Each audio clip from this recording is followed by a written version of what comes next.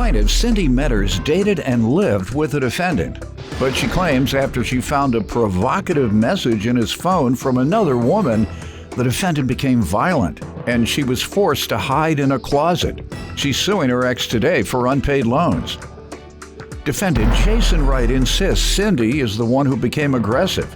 And not only was she breaking things, but she also punched him in the chest. Jason insists CYNDI is suing for more than he owes. All rise. This court is now in session. The Honorable Judge Greg Mathis presiding.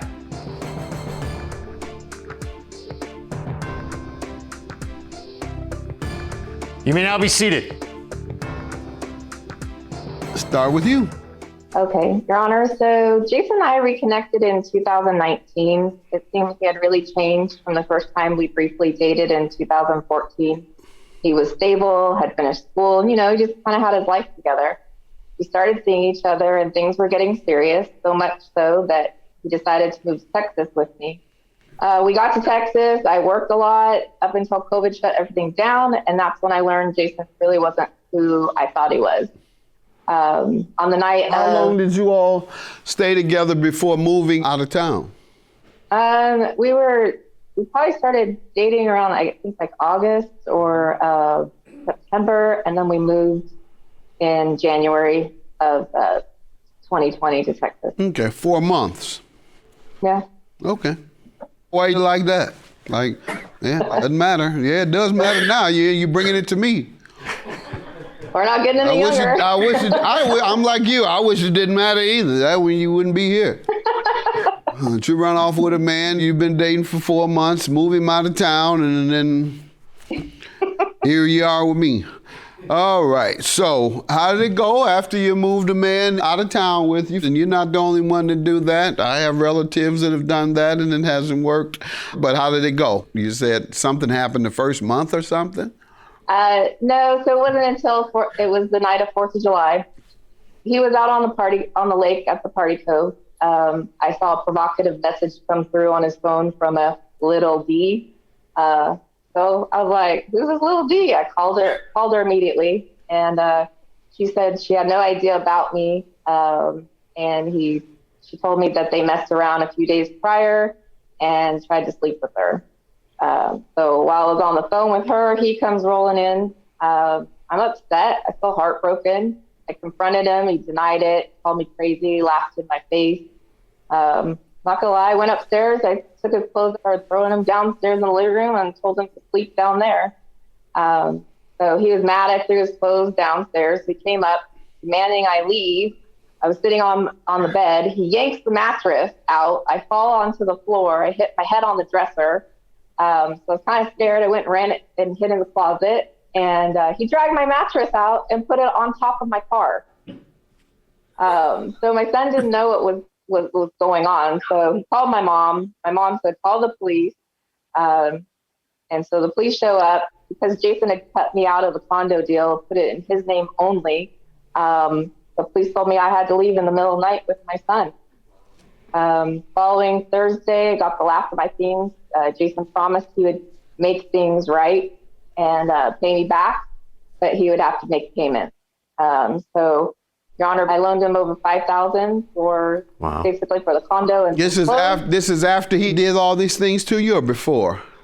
This was before, so between April and then June. All right, and then July was the incident? Was the incident. And you all never got back together after that? No, he just kicked me out. He kicked me out of the condo that night. You want to give me some background, sir? Yes, sir. This is crazy. Most of what she's saying is true. Like I said, the police asked her to leave on the night of July 4th after her son did call him. She failed to state that she had put hands on me. She punched me in the chest. And so you're right. I did not let her. No, that did not happen. Why did she do that? How did that come? Angry. No, describe how it occurred. Describe the incident, sir. Oh, I was trying to ask her to leave. I believe it was in the closet where she said she went. Why do you think? Why do you think she went into the closet? Well, she was breaking stuff and breaking pictures and throwing more So stuff that out, made her trying to get run me to into leave. the, it's not making sense. If you're breaking things, why do you suddenly run into the closet? No one breaks stuff and then they say, what? Let me run in the closet. Unless somebody's after them. Unless somebody's no. after, oh yeah. Who runs in the closet and nobody's chasing them? Who runs, period, unless they're being chased or unless they're exercising? I don't think she ran to the closet. Why did she go in there? I haven't thought about it all since then, huh? All this time, you never thought, it never dawned on you to figure out why she ran in the closet. Now let me get back to her. Why don't we tell him what you're gonna say so he can have a lot of time? Because we don't have time for him to. I didn't punch We him don't in have the time chest, for all but that. So please, give him notice. You're going to talk about what loans? Is cash loan, right?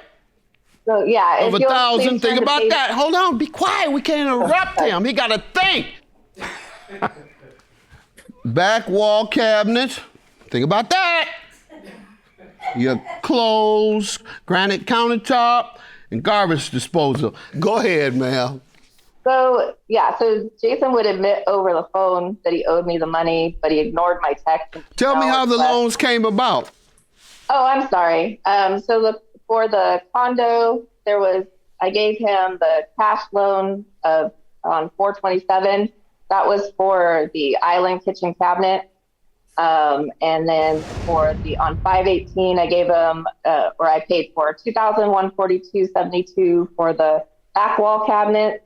And then on June 3rd and 4th, he needed clothes for work. So he charged I just rounded $40 and then $67.66. Why did you have to put up all this money? He was broke? Well, he wasn't working, He was and I poor? wasn't Poor? either. No, He's a poor man? He just wasn't working. And he doesn't have He had money, a right? job when I met him. That equals poor. The definition of poor is I don't have consistently, I cannot meet my financial needs over the course of several months, and I'm unemployed. That means you're poor. Okay, Well, so he was I in was poverty and you loaned him this money, and you're saying he's still in poverty because he hasn't repaid you. So he's still poor. Okay, so when you ask the poor man for your money back, what has the poor man told you? He doesn't ever admit to anything in text. Like, he just straight out said that he ignores my text. I sent him Zelle requests. He still ignored that. But Your Honor, if you turn to page 19 in his court response, he admits to owing me the money. So I don't know. Well, let's see what he says today. What do you say, sir? You owe this money or not?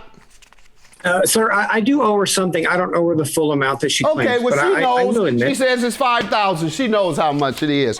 Judgment for the plaintiff. Don't mess with a poor man no more. Get your man with some money. Okay. She still cruises the neighborhood. She's hanging out. You know what? Enjoy your boat. I'm glad I got my money back. All right. Well, quit hanging around the neighborhood. You still drive by every few weeks. I don't even live anywhere near you, dude.